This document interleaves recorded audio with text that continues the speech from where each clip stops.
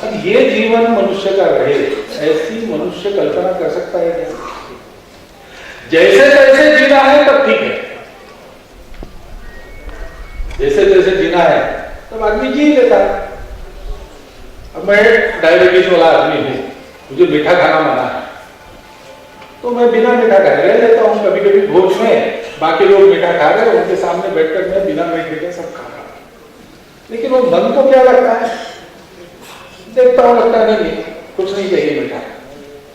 वो आग्रह करते थोड़ा मतलब, अरे भाई एक जमाना था जब मैं होड़ लगा के मीठा खाता था, लेकिन आज नहीं खा सकता हूं, अनुमति नहीं है इसकी, यानी मरने की डर से। अब मरने के डर से मनुष्य जीता रहे, ये कोई जीवन है?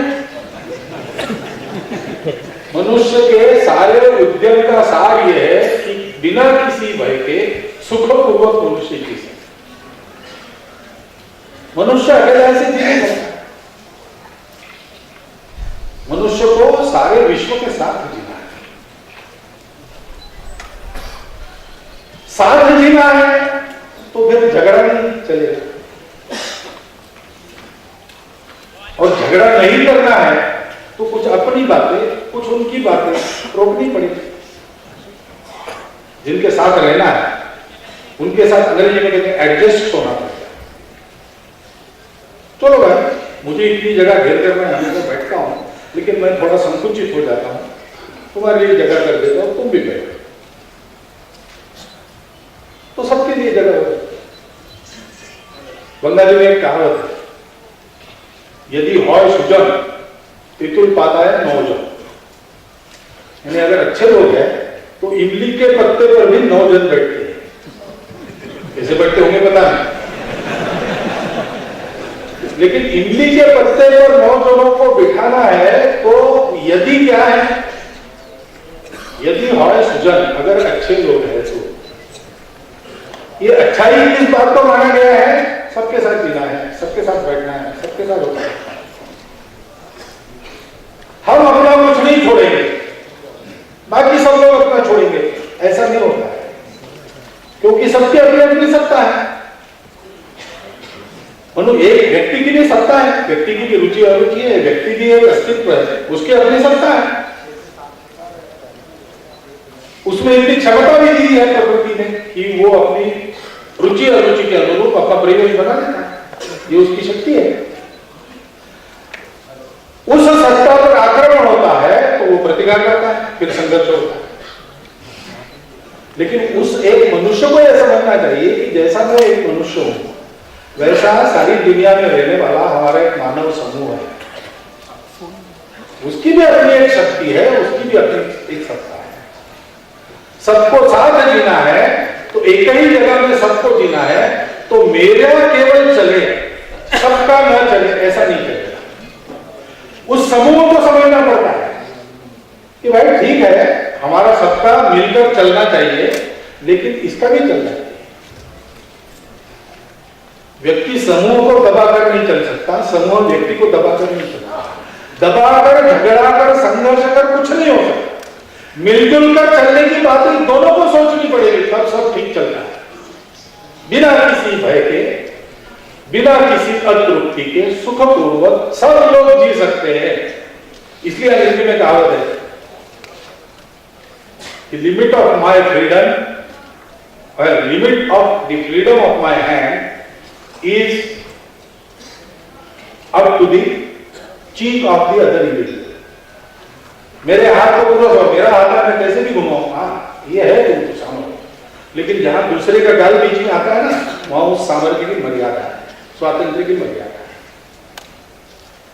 तो मनुष्य के पास सत्ता है, शक्ति है, इच्छा है, अधिकार है। समूह के पास भी सत्ता है, शक्ति है, इच्छा है, अधिकार है। वैसे सृष्टि के पास भी सत्ता है, शक्ति है, इच्छा है, अधिकार है। नहीं माना तो क्या कर लिया, इतनी बड़ी सुनामी आ गई, उसमें लाखों लोग मर गए, क्या कर लिया प्रकृति ने? अपनी शक्ति दिखा देती। इन सबको अगर मिलकर चलना है तो मिलकर चलने का कोई आधार ढूंढना पड़ेगा ना। इनको मिलकर चलना है तो क्या देखना सब में? हम तुम मिले तो क्या समानता है? उस समानता को पहले देखना पड़ेगा। यहां प्रदर्शनी लगी है, क्या कहता है पानी? विज्ञान की दृष्टि से पानी क्या है? सचेतन वस्तु नहीं है। तो सचेतन वस्तु जैसा रिस्पॉन्स टू एक्सटर्नल स्टिमुलस, ऐसा जो कहते हैं,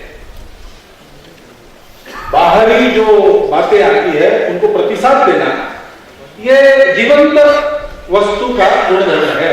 वो निर्जीव में नहीं रहता, वो पानी में नहीं है, ऐसा माना जाता है। लेकिन वहां तो बताया गया है कि पानी को धन्यवाद कहा तो पानी के अणुओं का आकार बदल गया, सुंदर आकार हो गया। जब नहीं कहा, तिरस्कार का कोई शब्द कहा तो उसका आकार विकृत हो गया।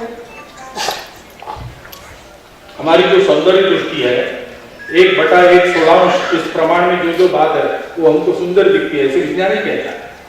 उस 1/1/6 ये जो प्रमाण है, उस प्रमाण में पानी का आकार जब उसके सामने बैठकर हम अच्छी बातें कहते हैं तब बन जाता है, और बाकी समय गलत बनता है। ये क्यों होता है? अब इस पर विज्ञान विचार करेगा, विज्ञान को करना पड़ेगा। ये अगर तथ्य है, ये अगर अनुभव है, तो ऐसा क्यों है, इसके छोर तक जाना पड़ेगा विज्ञान। लेकिन हमारे यहां हम लोगों की परंपरा में हम लोगों ने पहले ही कह दिया कि सब कुछ चैतन्यमय है, सब कुछ चैतन्य है। हमारी यहां कथाएं, नदियों की कथाएं हैं। भगीरथ ने गंगा को भूमि पर लाया तो भगीरथ ने तपस्या की।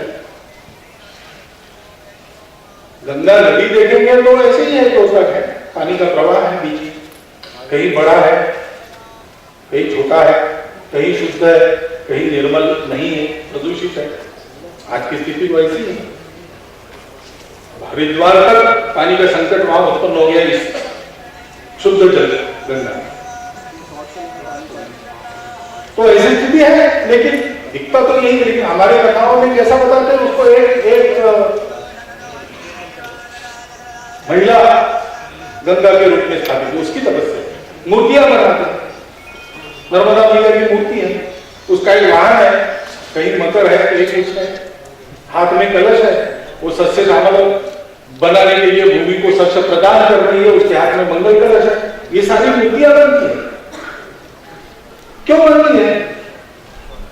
तो उसको इस भाव से देखा हमारे लोगों ने कि यहां चैतन्य है, सृष्टि में सब जगह चैतन्य है, और सबको साथ रहना है, सबकी सत्ता है, सबकी सत्ता का आदर करना है, और सबको साथ करना है। अधिकांश बातें ठीक चले ऐसा नहीं कहा, सब ठीक चले ऐसा, क्योंकि एक ठीक नहीं रहेगा तो बाकी सब बिगड़ जाएगा। सबका आपस में संबंध है, ये अलग अलग नहीं है। सबको मिलजुल कर चलने की प्रेरणा देने वाले, ऐसा विचार सबके मन में उत्पन्न करने वाला, जो सबको जोड़ने वाला तत्व है, उससे सबका संबंध है। और इसलिए एक का अच्छा बुरा दूसरे के अच्छे बुरे पर परिणाम करता है। और इसलिए देखना ऐसा है, ध्रुव भट्ट नाम के एक प्रसिद्ध लेखक है गुजरात के, उनकी पुस्तकें हैं। तो एक पुस्तक में उन्होंने अपना अनुभव लिखा है, जंगल में जाके रहे, 3 मास 4 मास रहे, जंगल में रहने वाले वनवासियों के साथ रहे। वो क्या सोचते हैं, कैसी बातें हैं, उनकी परंपराएं, रूढ़ियां, अनिष्ट इष्ट क्या है, सब देखने के लिए गए, उनके जैसा बनकर अनुभव लेने के लिए। तो एक जगह उन्होंने प्रसंग लिखा कि एक जगह गए, जंगल में घूमते घूमते, तो उनको बीच में ऐसी जगह मिली पेड़ों के घेरे में कि वहां कुछ भी नहीं उगता है, घास का पत्ता भी नहीं, बंजर बिल्कुल। तो उन्होंने सहज रूप से अपने साथ जो थे गांव के मुखिया, उनको कहा कि अरे इतने हरे भरे जंगल में ये कहां से आए? तो मुखिया कहता है, यहां जरूर बाहर